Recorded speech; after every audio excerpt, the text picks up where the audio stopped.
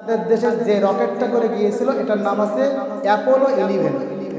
এই অ্যাপোলো 11 করে আপনাকে ওই প্রথম তারার দেশে প্রক্সিমা সেন্ট্রাইতে যাইতে হবে। আসুন, এই যে অ্যাপোলো 11 এই রকেটটার স্পিড কত? এই রকেটটা সেকেন্ডে চলে 11 কিলোমিটার। সেকেন্ডে কয় কিলো ছোটে? কথা বুঝতেছেন তো? সেকেন্ডে 11 কিলোমিটার, মিনিটে যায় 600 কিলোমিটার, ঘন্টায় ছোটে 39,000 কিলোমিটার। দেখেন, পৃথিবীর প্রথম যে তারা, মানে পৃথিবী থেকে আসমানের প্রথম যে তারা বা যে তারার দেশ, ওইটার নাম আছে প্রক্সিমা সেন্ট্রাই। কি নাম বললাম? প্রক্সিমা সেন্ট্রাই। আচ্ছা, এই চাঁদের দেশে বা এই তারার দেশে যদি আমরা ভ্রমণে যাই, এখন শীতকালীন সময় ছেলেরা পিকনিকে যাচ্ছে না? জোরে বলেন, যাচ্ছে না? চলেন আমরা একটু পিকনিকে যাই। তো পিকনিকে যদি আমরা যাই, এই ভ্যান আর মোটরসাইকেল দিয়ে কি যাওয়া যাবে? কি দিয়ে যাবেন? বিমান দিয়েও যাওয়া যাবে না। কারণ বর্তমান ওয়ার্ল্ডের যদি গুগলে সার্চ করেন দেখবেন, পাবেন বর্তমান পৃথিবীর সবচাইতে প্যাসেঞ্জার বাই যে বিমানটা, তার নাম আছে বোম সুপারসনিক। যদি আপনি এইটা দিয়ে যান তাহলে এই বিমানটা ঘন্টায় চলে 1300 কিলোমিটার।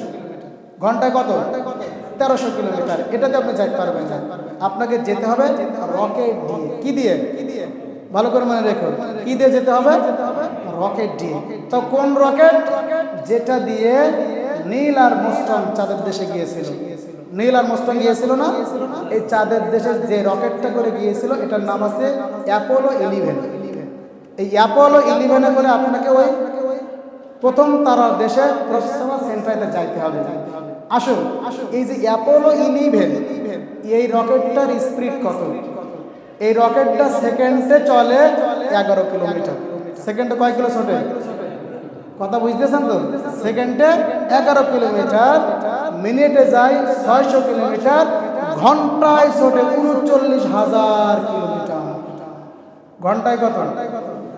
কম হয়ে গেল নাকি? ঘন্টায় 39,000 কিলোমিটার ব্যাগে এই অ্যাপোলো 11 সেন্ট্রাই। তো আপনার এইটাতে করে যেতে হবে প্রথম তারা প্রক্সিমা সেন্ট্রাইতে।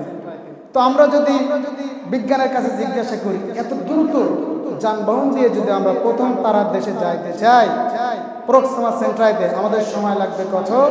বিজ্ঞান আমাদেরকে বলে যে অ্যাপোলো 11 ঘন্টায় 39,000 বেগে ছোটে, এইটা দিয়েও যদি তোমরা যাও তাহলে তোমাদের সময় লাগবে 1,15,000 বছর।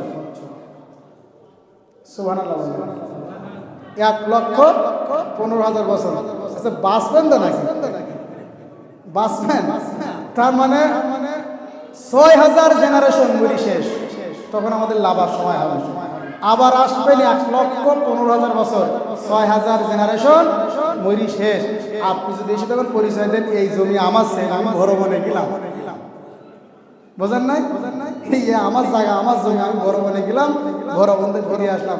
বলেন দিন, মায়ের কি একটা মাটিতে পড়বে না পিটি পড়বে? সব 6,000 12,000 জেনারেশন পার হয়ে গেছে, তুমি এখন ভ্রমণ করে বাড়ি আসছো নাকি? খাতা কলম থাকবে তখন? এই হচ্ছে এত দূর। এটা হচ্ছে পৃথিবীর প্রথম তারা।